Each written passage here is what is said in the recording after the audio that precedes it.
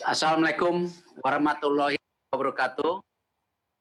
Salam sejahtera untuk kita semua. Shalom, Om Swastiastu, Nama Budaya, salam kebaikan. Seperti yang kita ketahui sejak awal, pemerintah sangat konsisten di program-programnya.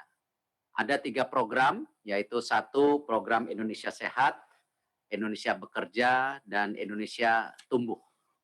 Untuk Indonesia Sehat sendiri, kalau kita lihat prioritas daripada yang utama adalah bagaimana rakyat itu aman dari COVID-19 dan tentunya saat bersamaan reformasi daripada pelayanan kesehatan. Tentu untuk Indonesia Bekerja, prioritasnya adalah bagaimana pemberdayaan dan percepatan penyerapan tenaga kerja. Yang ketiga, prioritasnya di Indonesia Tumbuh adalah pemulihan dan transformasi daripada ekonomi nasional. Karena kita mengharapkan setelah COVID sendiri kita harus tumbuh kembali. Di program Indonesia Sehat tentu saya tidak akan menjabarkan sangat detail apa-apa saja programnya, tetapi yang penting kita fokuskan kepada bagaimana vaksin sebagai game changer. Pemerintah sudah mendeklarkan sesuai dengan arahan Bapak Presiden bahwa vaksin adalah vaksin gratis. Di vaksin gratis sendiri, di sini saya sudah jabarkan, tentu ini dari hasil kerja bersama tim Menteri Kesehatan dan juga tentunya Menteri Keuangan, bagaimana vaksin ini bisa terimplementasi dengan baik sehingga ekonomi bisa recover secepatnya. Kalau kita lihat untuk vaksin pemerintah sendiri, alhamdulillah pemerintah sudah mensecure hampir 340 juta vaksin yang gratis. Jadi kurang lebih untuk 170 juta orang, sehingga pada bulan Desember atau Februari bisa tuntas untuk vaksinasi untuk 70%-nya sendiri. Dan yang tidak kalah pentingnya bagaimana juga vaksin gotong royong bisa juga turut membantu daripada percepatan vaksinasi yang dilakukan pemerintah. Vaksin gotong royong pun ini gratis, tetapi ini merupakan bagaimana swasta bisa dilibatkan, yaitu swasta membeli dari pemerintah atau membeli dari BUMN, vaksinnya ini dibagikan gratis kepada tadi para pekerja daripada masing-masing perusahaan swasta tersebut. Kadin sendiri kemarin baru saja rapat dengan saya bahwa mereka sudah ada kurang lebih 6.644 perusahaan yang mendaftar di Kadin, yang kurang lebih kebutuhan vaksinnya hampir 7,5 juta. Ini yang makanya kita lihat vaksin ini tentu sangat penting. Jadi totalnya itu nanti 360 juta atau 180 juta untuk seluruh masyarakat Indonesia. Vaksin juga tidak kalah pentingnya, ada yang namanya vaksin merah putih. Tentu pemerintah menggelontorkan untuk keperluan vaksin ini cukup tinggi. Nah, tentu dengan kondisi ekonomi seperti ini penting sekali yang dinamakan penghematan daripada budget. Ya, kita ketahui vaksin mandiri kalau memang kita bisa produksi sendiri ini sangat menghebat daripada pengeluaran budget kita sebagai pemerintah. Ada 7 kerjasama vaksin pada saat ini. Ada dengan lembaga Eijkman, ada dengan LIPI, ada dengan ITB, ada dengan UNPAD, UI, dan lainnya. Di sini kalau kita lihat targetnya mudah-mudahan sesuai. Akhir Maret ini lembaga Eijkman yang terdepan akan memberikan SIK vaksinnya kepada kami dari Bio Farma, sehingga bisa dilakukan uji klinis 1, 2, 3, dan mudah-mudahan kalau ini semua tepat waktu 2022 antara kuartal 3 dan 4 kita sudah bisa memproduksi vaksin merah putih secara sendiri. Dan ini suatu terobosan yang kita harapkan. Yang lainnya sendiri kalau kita lihat bahwa next slide, bahwa program daripada vaksin sendiri ini diharapkan dengan payung Indonesia Sehat ini terjadi percepatan daripada supply dengan vaksinnya. Lalu meningkatkan kapasitas vaksin termasuk juga cold chain, storage, dan penambahan lokasi vaksinnya.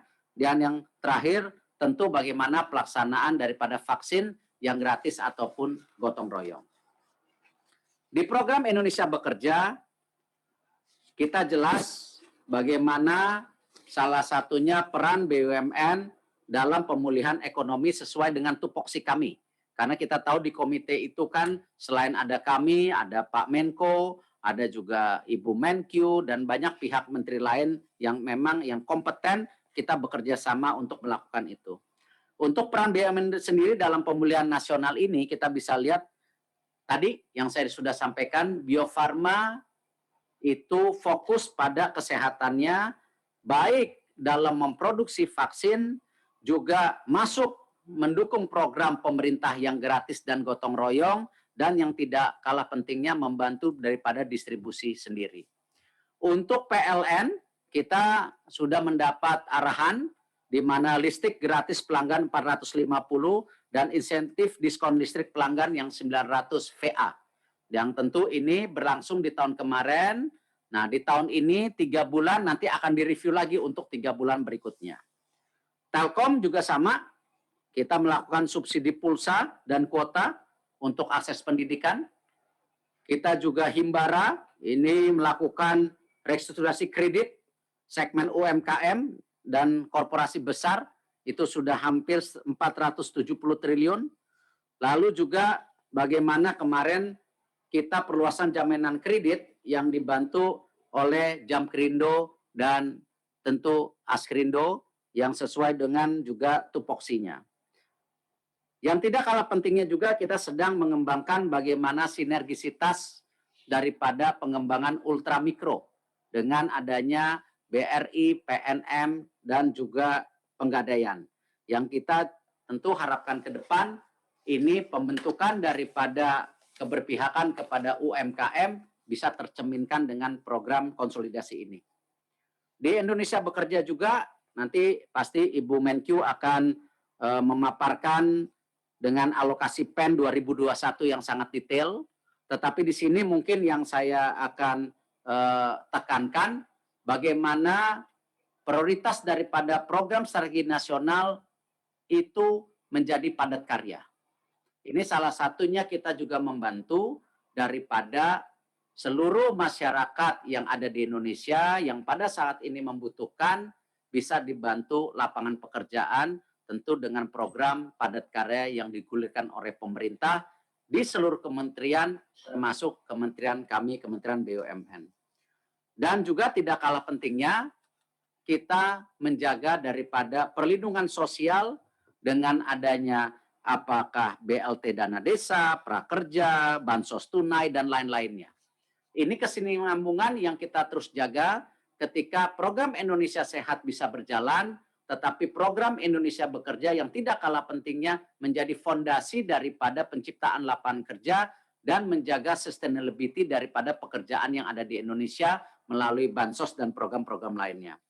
Tentu insentif usaha, nanti Bu Menkyu akan menjabarkan lebih dalam. Dukungan UMKM dan pembiayaan korporasi juga ini tidak kalah pentingnya, ya karena kita tahu sekarang banyaknya sekali perusahaan karena demand-nya menurun, tentu perlu ada bantuan dari sisi lainnya, pembiayaan terutama. Program prioritas tetap dilanjutkan. Kemarin kalau kita lihat di banyak tempat bagaimana Bapak Presiden mengecek langsung ya food estate, pangan dan lain-lain, dan ini menjadi sebuah program yang tidak kalah yang harus menjadi prioritas pada saat ini. Untuk Indonesia tumbuh, ya, kita terus melakukan kegiatan-kegiatan yang inovasi. Salah satunya bagaimana dengan lahirnya Indonesia Investment Authority. Kita ingin mensinambungkan proyek-proyek nasional terus dibangun terlepas pada kondisi COVID saat ini, tetapi tidak dengan hutang, malah kita disupport melalui modal. Nah, ini kita berharap pengembangan daripada infrastruktur di Indonesia tetap berjalan dengan bantuan modal. INA sendiri berpartner dengan banyak negara yang percaya akan pertumbuhan ekonomi di Indonesia. Prioritas proyek pada saat ini yang ada di INA sendiri ada 3, yaitu untuk infrastruktur tentunya, tol, airport, dan pelabuhan. Dan tentu ini bagian bagaimana kita mengoptimalisasi daripada market atau juga disinambungkan dengan aset-aset yang ada di BUMN itu sendiri.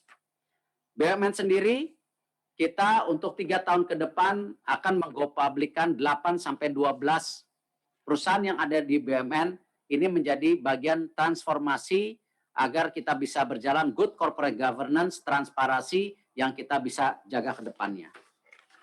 Tentu, next slide, ada yang namanya juga EV battery. Kita tahu, mungkin tadi Pak Luhut juga bicara bagaimana policy pemerintah supaya kekuatan kita selain market dan sumber daya alam ini kita bisa jaga konsisten, salah satunya di nikel. Kita tidak mau juga nikel sekarang dikirim ke luar negeri dengan raw, tapi bagaimana bisa diproses di dalam negeri.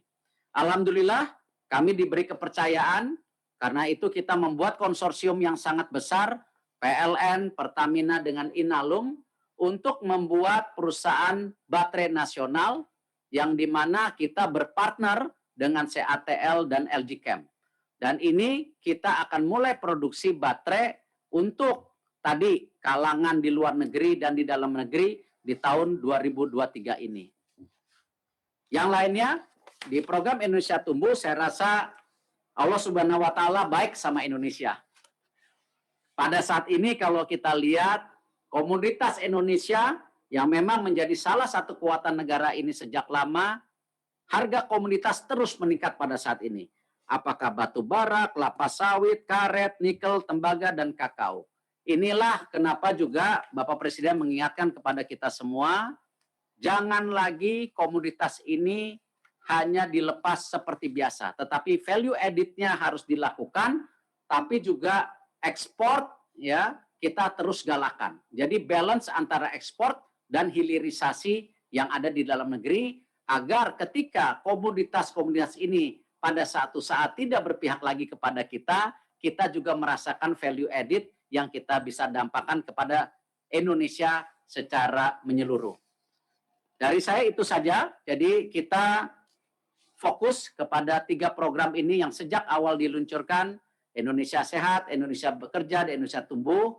Tentu tadi dengan penjelasan yang saya berikan, kita fokus kepada big issue-nya, apa yang bisa kita selaraskan, kita jalankan, agar kita harapkan di tahun 2021 ini, ekonomi Indonesia bisa tumbuh kembali, dan tentu 2022 terus meningkat, 2023 kembali normal seperti yang kita harapkan. Terima kasih. Wassalamualaikum warahmatullahi wabarakatuh.